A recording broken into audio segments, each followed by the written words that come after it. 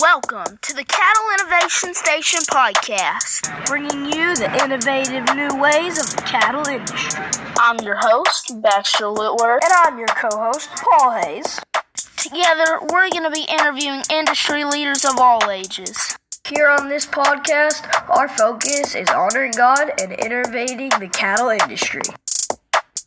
So let's get innovating.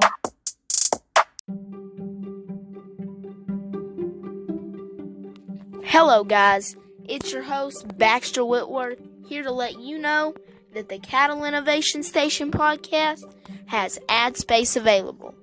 That's right, you can get your ad in the Cattle Innovation Station podcast today.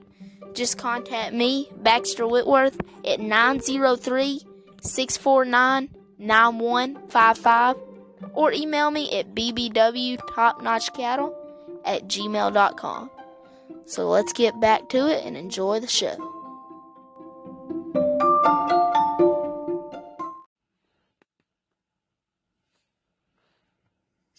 Hello, welcome to the Cattle Innovation Station podcast. This is Baxter Whitworth. How are you today, Paul?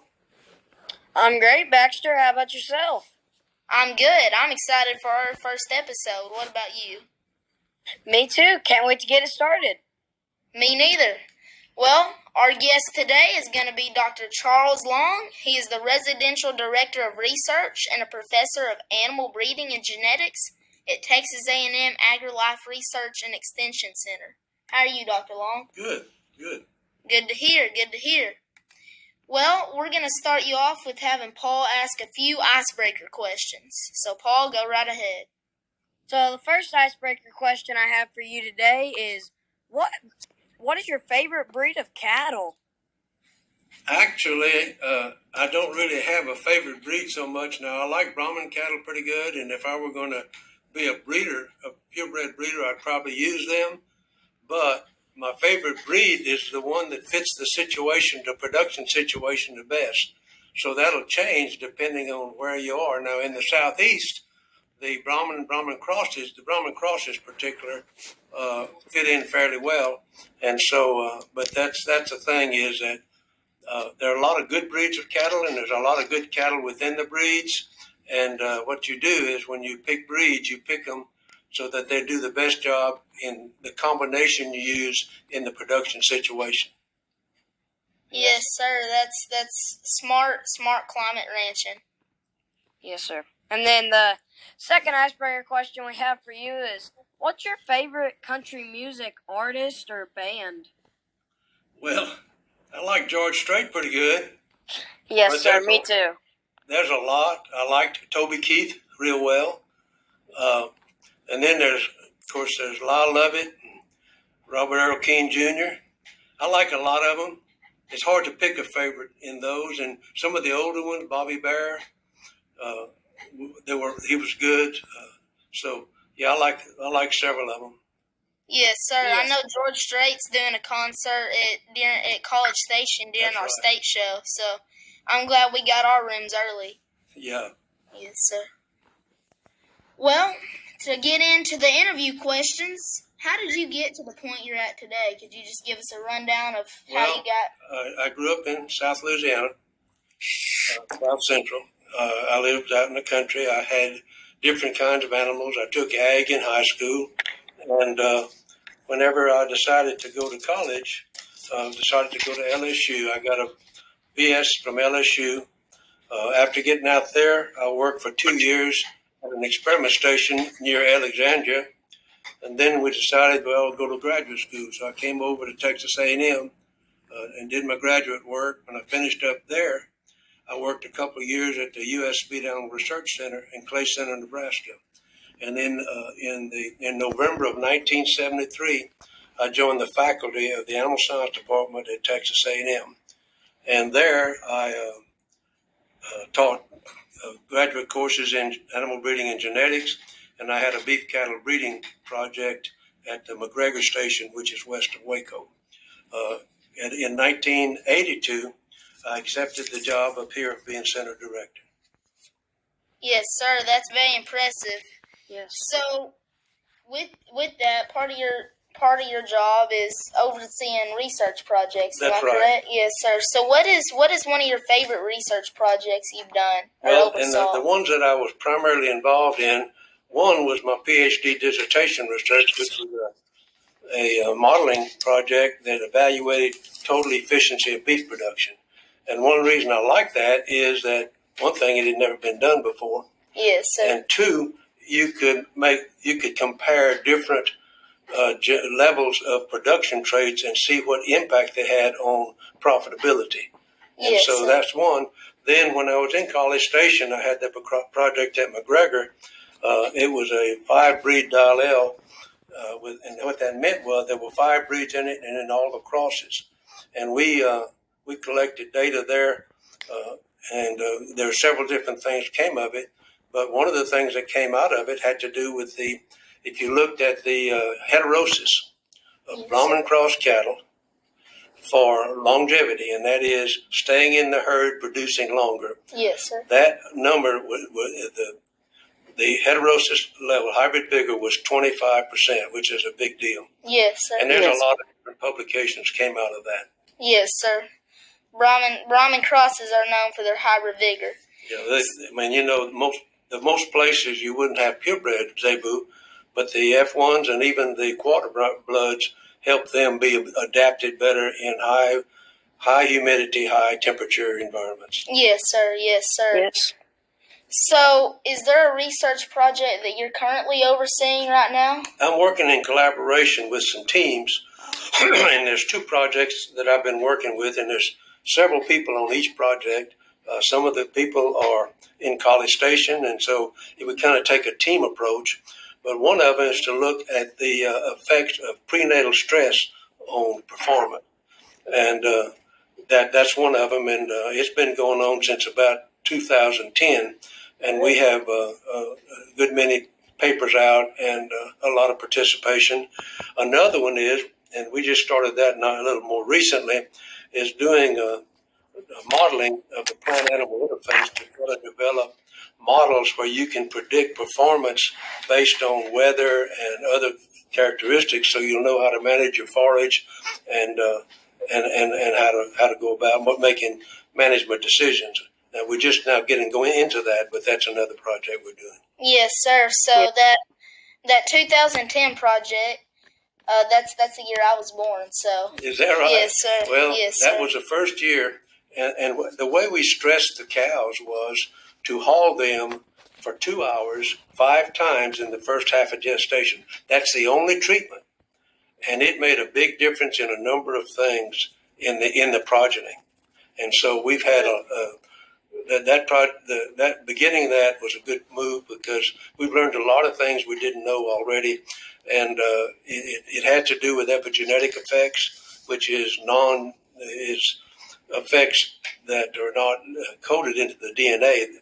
Epigenetic effects are those that are brought about. Some of them are those that are brought about by the environment. Okay, so the non-heritable. Well, generally speaking, but things like changing how a gene is expressed. Yes, sir. That would be an epigenetic effect based on certain things with the DNA, and it doesn't modify the DNA.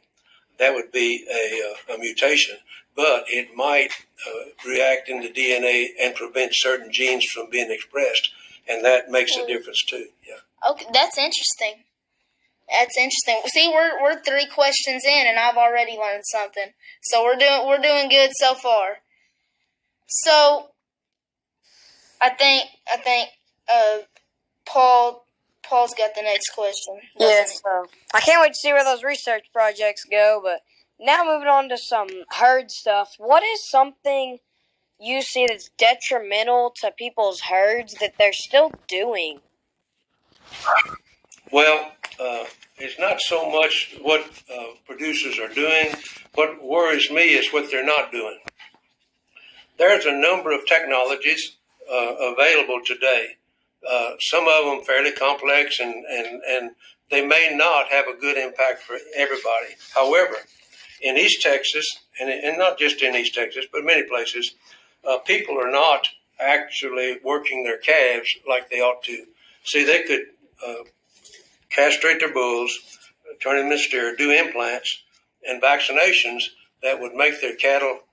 One thing, most of the times you implant at 60 to 90 days, and at weaning, that'll be more weight. The calves will grow faster, and they'll be heavier at weaning, and that's dollars.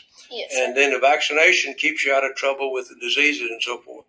And the other thing that I think is a lot of times people are not buying the best bulls for whatever their operation is. So those two things, buying good bulls and working your calves in an orderly manner, those are the two things I think a lot of producers would benefit from. Yes, sir. I agree with that. I really do. I think, if you have a herd that's you're specifically trying to achieve something, that you do need to be buying those genetics specifically. Right. And the thing about it is that there are a number of bulls available, and a bull costs something, but then calves are worth a lot too. Yeah. About $2 a pound for a 6-weight calf. That's a lot of money. Yes, sir. And so every pound makes a difference. Yes, sir. Yes, sir. Absolutely. So, when you're judging a herd or cattle in general, what are your top 5 selection traits in order, and why are they? Well, 5 may be too many. It depends, of course, on the herd. If we talk about, and I'm assuming most of the time we're talking about cow-calf, because that's where a lot of the decisions are made as to what the calves can become. And in a cow-calf situation, and these two go together, adaptation to the environment and reproductive performance. Those are very important, because if you don't get a calf, there is no income. Yes, sir. And so not only just reproducing every 14 months, but trying to have a calf, win a calf every 12 months, and breeding early in the breeding season and that sort of thing. Those are important. Then after that, you get down to, okay, what are you selling? Well, you're selling weight. And so you want cows that'll raise calves that gain good weight during pre-weaning. Yes, sir. Because most people sell their calves at weaning, and that's fine. I mean, that's a good program. But the things that'll impact that the most.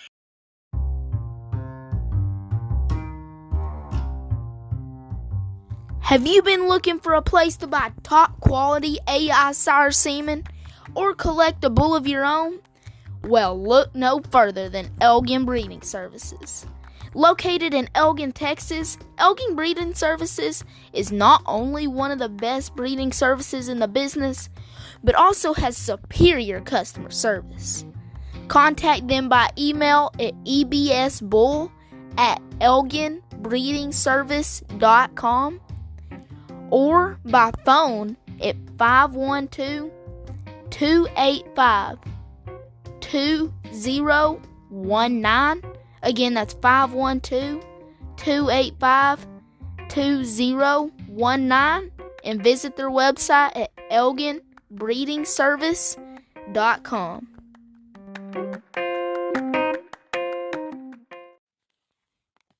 Yes, sir.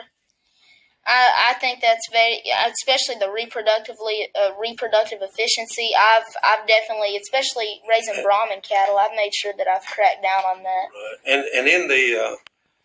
in the calves too, conformation is important. A top end kind of a calf that has a good straight top line, has plenty of thickness, but also grows well. That's a kind of a calf that'll bring top dollar. Yes, sir. Yes, sir. Yes, absolutely. I definitely see those traits. And for people who don't necessarily know how to look at cattle or even look at papers to look for that stuff, how did you explain that? Well, there's some traits. Of course, when you're doing selection, the first step is when you're buying your bulls. Well, you buy bulls that will sire the kind of calves that you want to have to sell, and so you there's a lot of things when you go to buy a bull that are important. One, soundness, feet and legs, then a breeding soundness evaluation, and then confirmation. And you look at the EPDs on those bulls, and you decide, for example, in your cattle, if you're going to keep your replacement heifers, then you need to probably pick a bull that is got some maternal characteristics in the EPDs as well as growth. Now, if you can purchase replacements, many times on a small herd, you're further ahead to purchase replacements and then breed with a bull that'll sire the best calves for the feeder market. And so, but again, that's the kind of thing. Some of the things you can measure, but your bull purchases, and if you buy replacement females, then how do you select them? You pick females you think will be good, sound reproducers and will have a moderate size and enough milk to raise a decent calf. But the more milk you have, the more groceries she'll need. So again, try to pick the genetics that'll fit your production situation and your marketing, your target markets. Yes, sir. Yes, absolutely. Yes, sir. Well, we're gonna ask some genetic questions, which is my cup of tea area. I love genetic questions. So, why is it important that we don't single trait select our animals? Well, okay.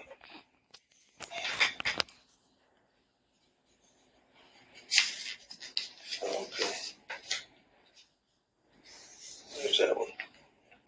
I can come back to that if you'd like. Yeah, but this. Oh, down. Oh, okay, number 9. Well, Yes, the thing about it, that's a different number 9. Oh, yes, sir. It may be. See, the one I had was this one, but that's okay. But on single trait selection,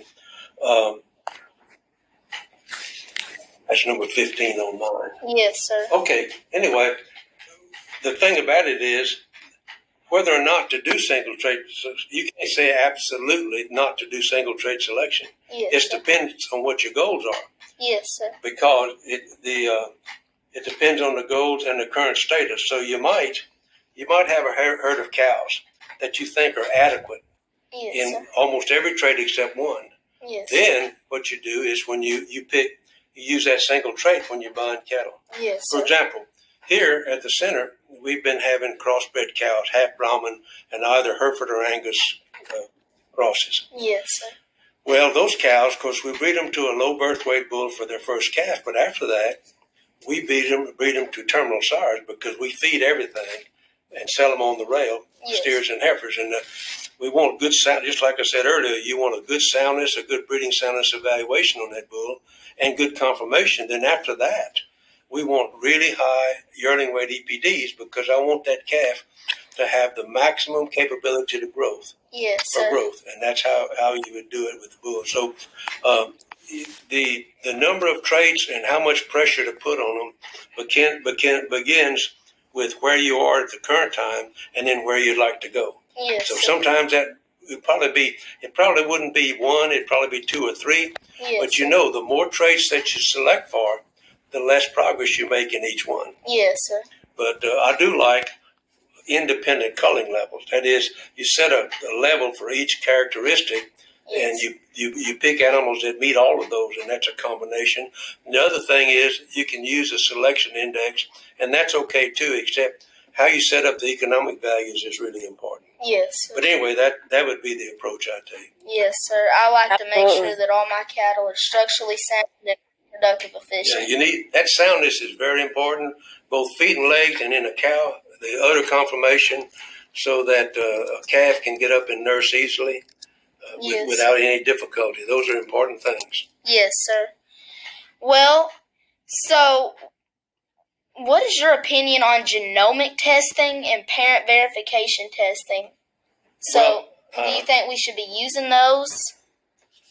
I would say that if you need, there's 2 things about that. One, you determine first that you need it. You need to have a reason for doing it. Yes, sir.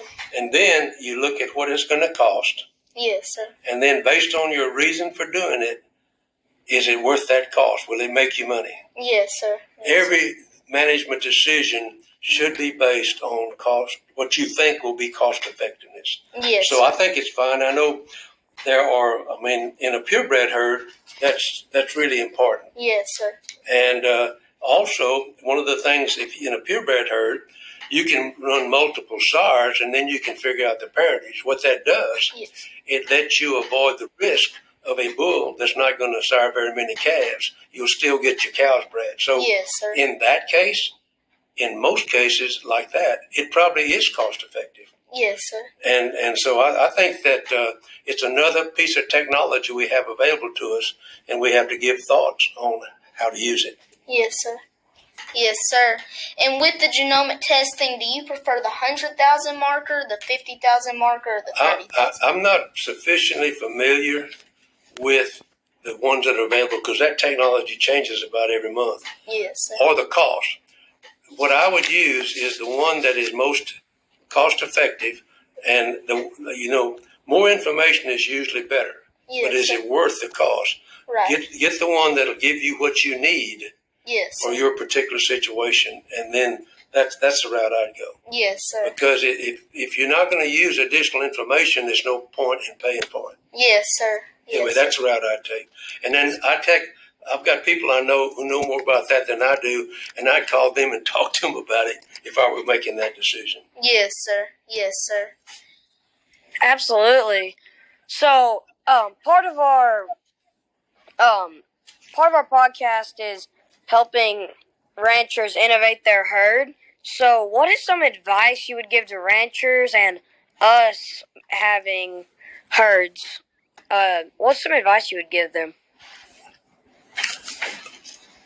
Okay, the advice to ranchers would be learn all you can, because knowledge is power. Yes, sir. And you learn all you can and ask questions of people. Go to field days, go to podcasts, go to seminars, and then try to figure how it will fit your particular situation. And the more of those you go to, then you'll be in a better shape to ask questions that'll help you make your decisions. So that's the most important thing. But that's, I think, the route to go. And that's why we have programs. We have like the beef cattle short course every August in College Station. That is an area where someone can learn things, and then they can talk to the speakers afterward and ask questions that are specific for their operation. And so that's one example. But there are others. There are a lot of county programs that are around, and that's they ought to take advantage of those. Yes, sir. Y'all heard it here first. Keep listening. Keep listening to these podcasts. So, with that is, I know y'all did the field day back. Was that April? April the 11th. Yes, sir. I enjoyed that. The field day report is on our website. Okay. So if someone looks up Texas A&M Overton, go to that website and they can access the field day report. There's a table of contents that tells you the titles, and you can go to each article. There are about 40 research reports in there. Yes, sir. Yes, sir. I know I enjoyed it. I learned a lot. So, transferring into more of a leadership aspect of things, what do you look for in a good mentor, and have you had any good mentors? Oh, of course. Nobody gets anywhere without good mentors. Yes, sir. I think my first, I had an uncle early on that had a lot of influence on me. He was a farmer. Yes, sir. I grew up in more row crop country, but he helped. Then my ag teacher when I was in high school was a really, really good man. Yes, sir. And he would do everything he could to make you successful. And then when I went to graduate school, Dr. Tom Cartwright was one of my advisors, and he was an excellent mentor. Yes. And then later, Dr. Neville Clark was the director of the agency I currently work for. And I learned a lot from him. And then there was Dr. O.D. Butler was the head of animal science, and Dr. Keith Gregory was at Clay Center. Those gentlemen, they would give you good advice, but you could watch them and learn a lot just watching how they operated. Yes, sir. And that's the other thing is you need a mentor that you can have access to easily. Yes, sir. Because that's important, because we need that. But those are the kind of things that I value quite a lot. Yes, sir. Yes, sir. So, people have been attacking the beef industry on beef's not healthy for you. They'll say different things that may not be true. So how can we educate the community about beef consumption? Well, two things. Speak whenever you get a chance. Yes, Make sir. a presentation somewhere. Yes, sir. And then speak up. Yes, sir. When someone says something, now you don't have to get too confrontational. You can just say, well, that's someone says, well, beef is not good for you. Well, okay, it may not be good for some people, but what about everybody else? Yes, sir. You can start like that. Yes. And, beef, know your numbers. Know that beef is a good source of a lot of different nutrients. Yes, sir. And it has the most complete amino acid composition available anywhere. Yes, And sir. so learn those things. And a lot of times some people don't care about the facts. They've made up their mind. On the other Yes, hand, sir. there'll be somebody sitting over here that's not saying anything, but they're listening to what you have to say. Right. Yes, sir. Someone And on the they don't fence. have to say anything to learn from what you tell them. Yes, sir. But be sure you have your facts right, so that if they go and check you, they'll find, okay, well, he was right. I didn't know that. Yes, sir.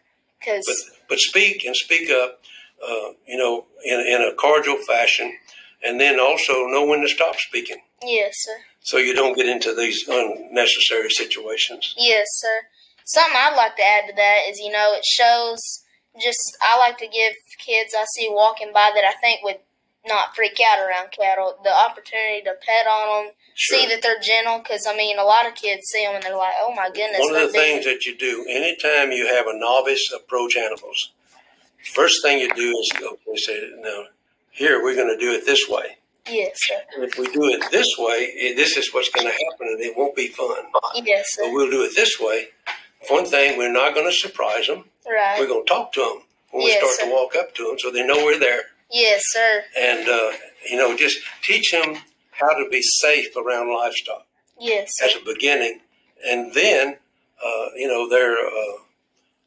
I think that those kinds of things, when people show an interest in the cattle, then give them inputs that will be useful to them, will make them more safe around the cattle, and it'll make them more comfortable with knowing something about what's going on. Yes, sir. Yes, But I sir. think that's a good thing to do. I agree.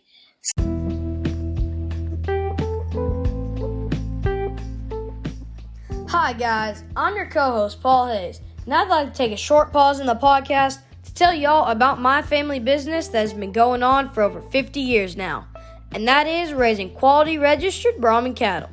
Our ranch is called Flat Rock Brahmins, and we have locations in LaGrange and Glen Rose, Texas. And we are here for all of your cattle needs, whether it's needing show cattle, replacement females, or even a new herd sire. We would be happy to earn your business and watch our genetics excel in your herd. You can contact me at paulhayesv@icloud.com or my dad, who helps manage the ranch, at paulhayesiv@icloud.com or over the phone at 817-964-2752. Thank you, and now you can get back to the podcast. So, the Overton Research Center, do y'all raise a little bit of Brahman cattle, right? A little bit of We purebred? have a herd of registered Brahman cattle that are about 200 head of mature cows, Yes, plus yearlings, heifers, and all. Yes, sir. We also have a herd of about 110 F1 Hereford Brahman females Yes, that we sir. breed for calves that we use in our grazing work. All of the cattle here are here for research. If someone goes into our last field day report, there's a paper in there that talks about our cattle. Yes, sir. And we're also adding a herd of Simmentals, so we'll have both Bos Indicus, the Brahman, and Bos Taurus, the Simmental Hereford Angus, and the F1s in our research. And that particular herd is used for reproduction research, health management, and just general management research. Yes. The crossbred herd is used for grazing research with forages and so forth. Yes, sir. Yes, sir. That's really interesting. I know that researching different breeds can be beneficial to a lot of people. I know the crossbreds, the Queen of the South, is very, very widely used among the southern United States. So, Yeah. Go ahead, Paul. Yeah, so definitely. So with y'all's big herds, do you use synchronized breeding or recommend that to ranchers? Use what? Synchronized breeding. Yes. In fact, in our breeding season, we're just now initiating breeding, which started a day or two ago. Prior to that, we used seeders to synchronize the cows, the Brahman cows, the Brahman and the Simmentals. And then we pulled the seeders and gave them an injection. And now we're not going to do timed breeding. We're checking heat and breeding on standing heat, 12 hours or 10 hours afterward, whatever. But we do that. Now I think we'll do one round of artificial insemination. Then we'll divide the herd up and put them with cleanup bulls. But yes, we synchronize now. Depending on the operation, I think it's something that any producer should consider. However, I don't know that it will be cost effective for every herd. There's a lot of different factors to be considered. One of the things that you can do is if you synchronize your cattle so that you can efficiently do artificial insemination, then you can use sex semen and produce more heifers or produce more bull calves. And so if I would have to look at all the alternatives and making that decision. Cost is one thing, and then, okay, what are we going to do to return? Well, a bull, if you're selling cattle, feeder cattle, a steer calf brings more money than a heifer generally. Now, the next year or two, heifers, good quality replacement heifers are going to be valuable. Yes, sir. But you try to stay, like I said, knowledge is power. Stay aware of what the markets are, see what they're asking for, and then figure what to do in your operation to make you more money in whatever the current market situation is. Yes, sir. Yes, sir. So, how long have you been in this position here at Overton? Here? Yes, sir. I came here in July 1982. If you count, the 1st of July will be 42 years. Yes, sir. Yes, sir. That's really impressive. It's just a survival thing, you know. Yes, sir. Maybe an adaptation. What do you think? Yes, sir. Yes.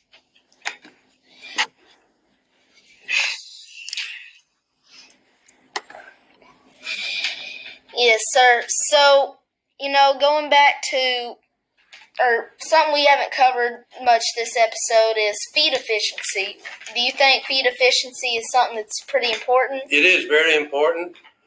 And we have technology today that'll help you measure it. It's not cheap. Yes. But the feed is a major input cost in the feedlot. It's in some cow-calf situations is important. Yes. But where the biggest return would be if you can reduce the amount of feed per pound of gain, then you're increasing your profit. Yes, sir. And it's very important. And for a long time, it was very difficult to measure feed efficiency. But and there have been different technologies, but the one out right now is a Grow Safe, which allows group feeding, and many different organizations have it. Yes, sir. And from a standpoint of a purebred breeder, finding out the individual feed efficiency is an important thing if you can do it at a reasonable cost. Yes, sir.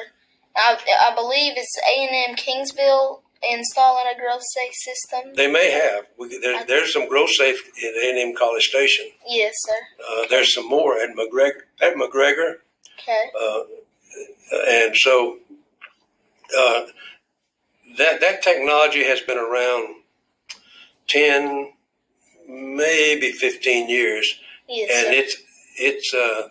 it's been installed in a lot of places, and it's good to have because you can get pretty good data with low labor costs. Yes, sir. I believe I've seen one at ST Genetics. Oh yes, they've got some. That's Yes, right. sir. Yes, sir. It's pretty neat. I've seen, they have the ear tags and it scans them. They're getting to be more and more organizations that have them because Yes. it's a good technology and it lets you measure something that is important because feed efficiency is important. Yes, sir. I think about, depending on your industry, 60 to 70% of your input costs can be feed. That's right. Yes, sir. That's right. Yes, sir. So that's something that's very important. And on measuring feed efficiency, do you prefer measuring it with residual average daily gain or residual feed intake? Well, both of those are just mathematical treatments of the data. Yes, sir.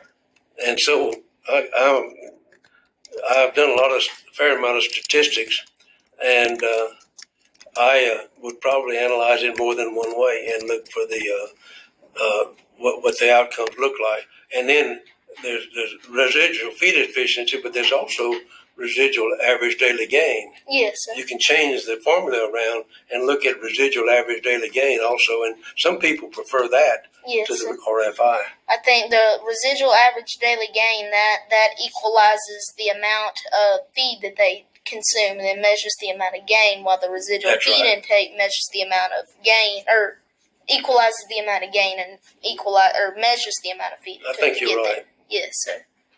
Yes, sir. So, another question I had for you, back to the synchronized breeding. Do you said y'all use artificial insemination. Do you use that all the time, and do you recommend that to all people? No, we don't. We don't use it all the time. For example, I mentioned our crossbred herd, our F1 cows, Hereford Brahman cows. We breed them natural because that's just the way we do it. And for the research, it doesn't really matter to us if the calf is a steer or a heifer because when we allot them to trials, we balance it out. Now, in our Brahman herd, part of the reason we do synchronization is actually this last time we did 2 different protocols. So we're doing research while we're breeding the cows. We're looking at different ways to manage and to synchronize to try to determine what will give us the best conception rate. So actually, in this particular breeding season this spring, we're doing 2 different protocols in terms of the treatments so that we can compare and come up with a better way to do synchronization in terms of conception rates. Yes, sir. Yes, So sir. And then, do y'all use sex semen? Yes, we do. We produce 2 things. One, we started using sex semen. We've been feeding purebred Brahman steers for a long time, but the market for those kind of got in a bad shape in terms of the discounts. So we started producing more heifers, Brahman heifers. Also, we bought some Simmentals and we're trying to build a herd to about 60 head. And we've used sex semen to produce more heifer calves so we can build our herd faster. We can go buy a bull, and we bought some heifers, but we also are trying we're using different sires from different locations, but we're using some sex semen to produce Simmental heifer calves to get to that herd size as fast as we can, so we'll have enough to start having them in our research trials. Yes, sir. And then, do you recommend synchronized breeding AI and sex semen to ranchers everywhere, do you have any tips to them? There's no technology that you recommend for everybody everywhere. What you have to do is you have to look at each ranching situation. You have to look at what they have available, what resources and all of that. You have to look at what the target market is. And then you can look at alternatives they have for both what they're producing to sell and the technology to get them there. And then you make that decision based on what works best for their organization. And that's partly something on the owner's preference. It's partly what they have the capability, management capability to do. It's partly because of their country that they're dealing with. You know, there's some people that have cows in a feedlot. They keep them in that feedlot a lot of the time. That lets them apply more technology, but it also has some costs associated with it. But every situation is a little different, and the specific technology plan should be built on those production goals.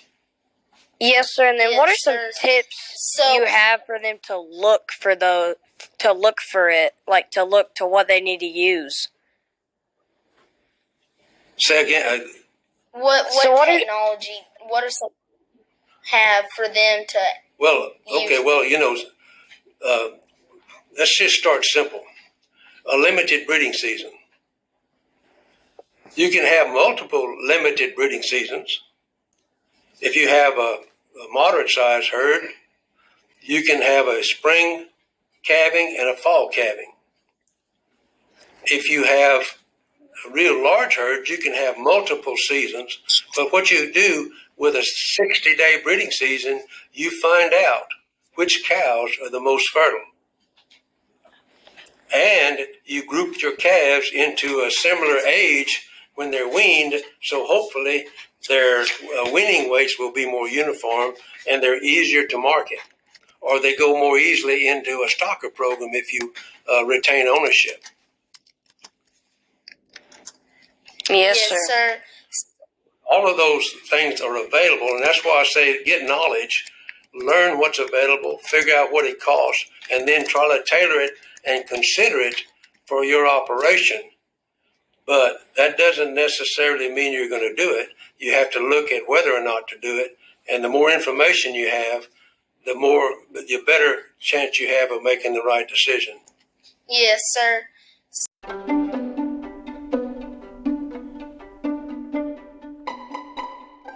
Top Notch Cattle Company, selling semen on high-quality registered red and gray Brahman cattle that are structurally sound, reproductively efficient, heavy-muscled, big-ribbed, and deep-bodied.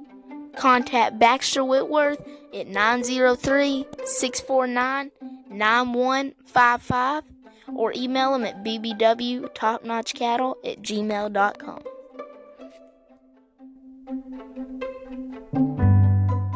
So, what type of protocol do y'all use for the synchronized breeding? Do y'all do like a 1 week, a 2 week? What do y'all do there? I think the last 10 days or so were spent getting ready for it. Yes, sir. And like I said, the breeding season actually started this last couple 3 days. Yes, but I don't know the details of the protocols because both of them are research experimental protocols. So they're not necessarily a standard that's used anywhere. Yes. And so I'd have to ask Dr. Perry. He's the one that does that. Yes. Of the specifics. I do know, though, that there's some differences in the two approaches they're taking, and the chances are that neither one of them is one being used in the industry right now. Now, in the future, it may end up being one. But the other thing is the Brahman cattle behave a little differently in reaction because, for example, you give them a GnRH injection and their response is not as high as a Bos Taurus animal. Yes, sir. It's about half. Yes, sir. And so those are the kind of things that you have to know, and then he fits those in. Yes. But some of the earlier results are in our field day report, and over time we'll have more field days. And as we move ahead, we should be able to do some improving in the protocols that best fit Brahman cattle and crossbred cattle and Simmental, because having all three in there, the research results will be more broadly applicable. Yes, sir. Yes, sir. So in the commercial industry, what do you prefer for management of the pasture management? Well, you have to think about when your cows are going to calve. Yes, and you have to figure when their greatest needs for forage are. Yes, sir. Then you have to manage your forage to meet those needs. Now, in the southeast, the different Bermuda grasses are the primary favored perennial pastures. Yes, sir. But they have to be limed, they have to be fertilized, and they have to be managed. Yes. And of course, there's some places where if you have the conditions, Bahia grass, some people don't like it and one of the reasons is it doesn't respond that well to fertilizer, and it goes dormant quickly when it gets dry. But then there's some bottoms in East Texas that you can have Dallas grass. Yes. And Dallas grass is a clump grass, and you can put clovers in there. Yes, sir. We have looked at the endophyte-free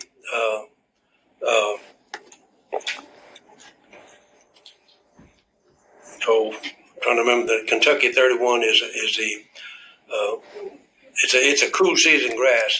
However, it'll grow in the bottom, and so we haven't found that the endophyte-free can survive. However, we also use overseeded cool season rye and ryegrass. Some people will use oats, some will use wheat. We used wheat for a long time, and then we moved over to cereal rye. And we sometimes plant only ryegrass. Sometimes we plant rye and ryegrass. And what that does, it generally shortens our hay feeding time. Yes, sir. And that it's not cheap. It costs a lot, but it does save money because in our cattle, we calve. We'll have some fall calving, and those cows that have calves on them, before we get cool season grasses available, we'll feed them hay and a fair amount of supplemental feed because they need that in order to be able to milk and do the calf. So the sooner we can move on to a full grass, the better. And I think that in a good year, your rye and ryegrass will provide plenty of grazing for you, and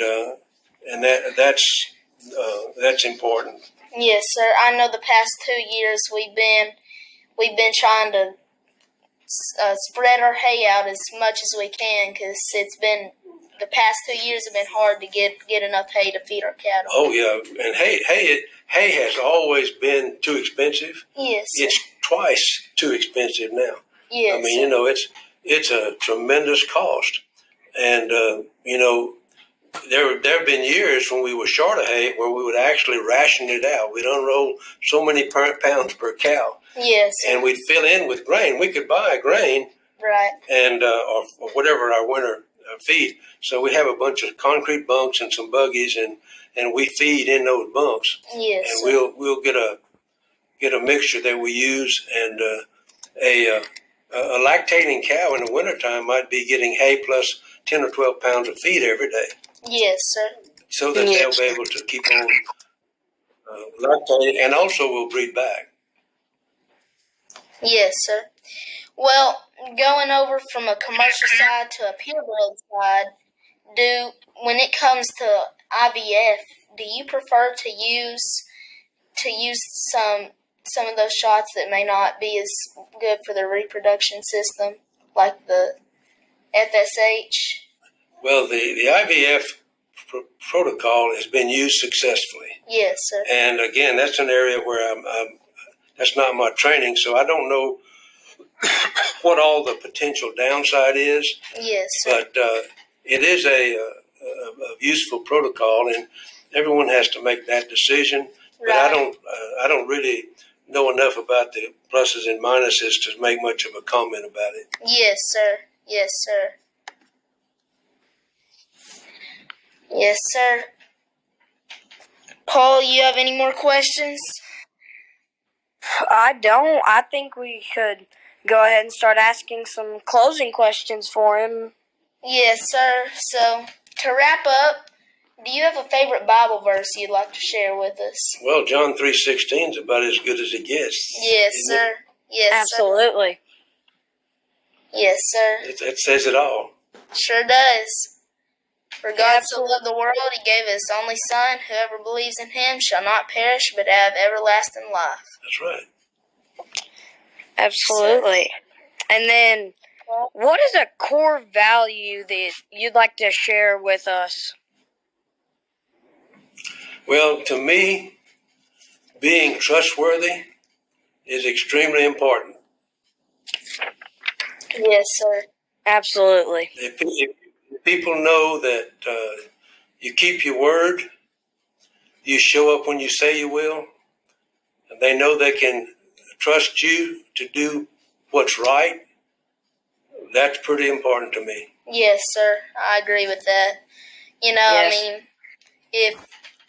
if we can't trust each other to communicate correctly with each other, then we're not as a beef industry as a whole, we're not gonna be able to accomplish feeding the growing population that's creating more of a demand for beef products. I absolutely agree with that. And then, as Baxter was saying, that's definitely something positive. And what is something positive you're seeing happen in the beef industry currently?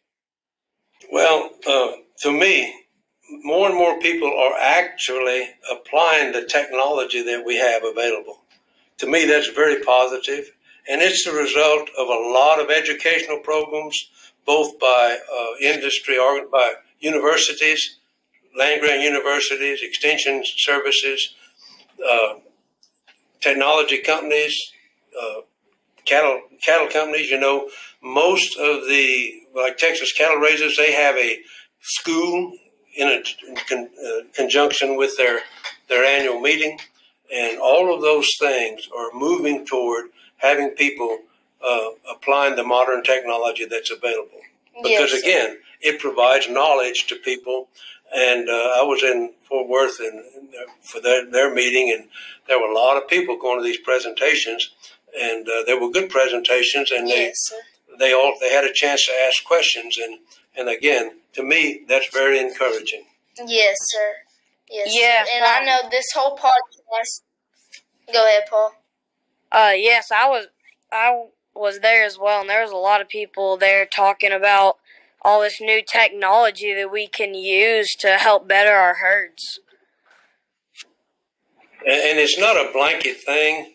Not everything will make money for everybody, but if they know about what's available, sometimes conditions change, and you can, 1 year you may do one type of thing, but the next year you may add to it or change it or whatever. But if you have the knowledge, you're in a position to, one, think about it, two, ask intelligent questions to help you make up your decision. Yes, sir. Well, something you've been pushing this whole episode is knowledge is power. So I think we found our title for this episode. So what do you think the future holds for the beef industry? Well, I think it's good. I think it's good. I think that the world is going to always need meat protein. Yes, sir. Absolutely. And cattle can utilize feedstuffs that humans can't eat. Right. Also, there's concern about the environmental impact of cattle, but over time we'll get more data, one, on how much that really is, and two, how to mediate any negative impacts. Yes. So again, there's research being done to look into that, Yes, and I think that knowledge will help us do a better job in the future And again, a lot of people make statements with no data. Right. I believe Yes, sir. it's kind of like a guy I know. He works over in Florida now. He's got a saying, and I don't know where he got it, but he said, "In God we trust. Everyone else must bring data." Yes, sir. Yes, sir. I like that. I do too. That's I why I like said. Yes. Yes, sir. Yes, sir. So, with the knowledge is power. That's our goal with this podcast, is to bring knowledge to people to help them innovate their own herd. So I think we've definitely done that this episode. Very good. Yes, Yes. sir. And is there anything else you wish we would have asked you, or you would like to share knowledge? You've covered it very well. You've covered it very well. Yes, sir. You said about the data on the environmental impact. I know they're doing some research right now on how feed efficiency impacts the amount of greenhouse gas emissions. Right. So And, they're doing a lot of things to see if they can do anything about methane production. There are different locations, and there's different equipment available. Some of it's more effective than others. But as we get better and better measuring devices, we'll be able to do a better job of finding out what the impact is. But there's some evidence that changing diet of feedlot cattle can make some difference. And the more that research is done, people will find the answers, and we'll be able to do a better job. But I think that the idea that we won't have any ruminants in the future, that doesn't make sense to me, because yes, sir. you have to have ruminants to utilize those feedstuffs out there that humans can't eat. Then it's just worse for the environment after people that. People can eat corn, but they can't eat grass. Right. And but you can produce really tasty beef with a feedlot, but you can produce beef without much grain if you need to. Yes, sir. And so the ruminants, both the cattle and the small ruminants, are very important. Yes, sir. And so I think that that'll be the case in the future. Right. We don't want to throw off the ecosystem. No, but Yes. but, the other thing is, over time, we're producing more beef per cow Yes, because sir. they're doing heavier carcasses and all, and so because cow numbers in the United States are lower than they have been in a few years, Yes, sir. but we're still producing a reasonably large amount of beef. Yes, sir. Yes, sir. And that's actually, I'm currently writing a speech so I can share it with people about how cattle, like some people think that cattle are they're the problem to global warming because of that. And I think they're actually a solution to help the economy with what you were talking about, how they eat stuff that we don't. Yeah, we just need data to say exactly how big a problem are they, and how big a problem are they relative to every other problem. Absolutely. Because people get on one thing, and again, let's see the data in a good design project. That's when I will believe whatever there, if it's a data from a properly designed project. Yes, sir. Yes, sir. Well, the United States produces around 20% of the world's beef. So we're definitely using the maximum amount of beef that we have to feed the world. In Texas, beef produce over half of the farm gate income. Yes, sir. Yeah.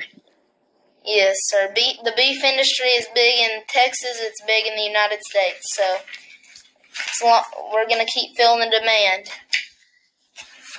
Well, Dr. Long, I definitely enjoyed our first interview, our first episode. What about you, Paul? Yes, I very enjoyed it. Thank you for Well, I had a good time. wanting It to was do fun. this. Yes, sir. Thank you for agreeing to it. Sure. Yes, sir. Well, you have a good day. You too. Thank you. Yes, sir. Y'all have a good day, too, and keep innovating the cattle industry.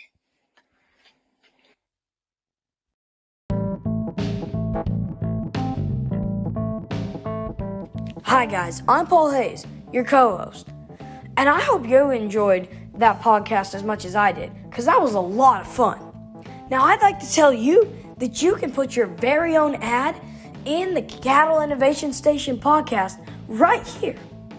Now, if you would like to do so, you can contact me, Paul Hayes, at paulhayesv@icloud.com. That is PAULHAYES @ICLOUD.com. Or if you would rather contact over the phone, you can contact your host, Baxter Whitworth, at 903-649-9155. Thank you, and I hope that you want to put an ad in here.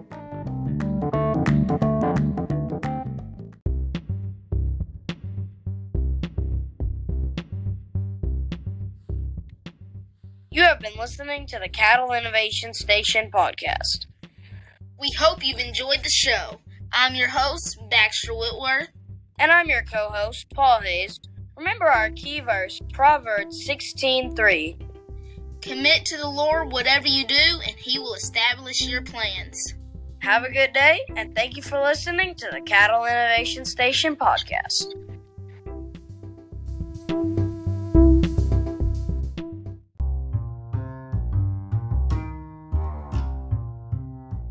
Hello guys, this is Baxter Whitworth. I hope you enjoyed the podcast today. Please like this episode and follow the Cattle Innovation Station podcast.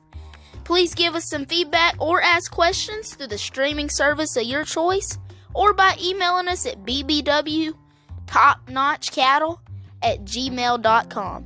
Again, that's bbwtopnotchcattle@gmail.com. Thank you for listening. God bless, and I hope you have a wonderful day. Thank you.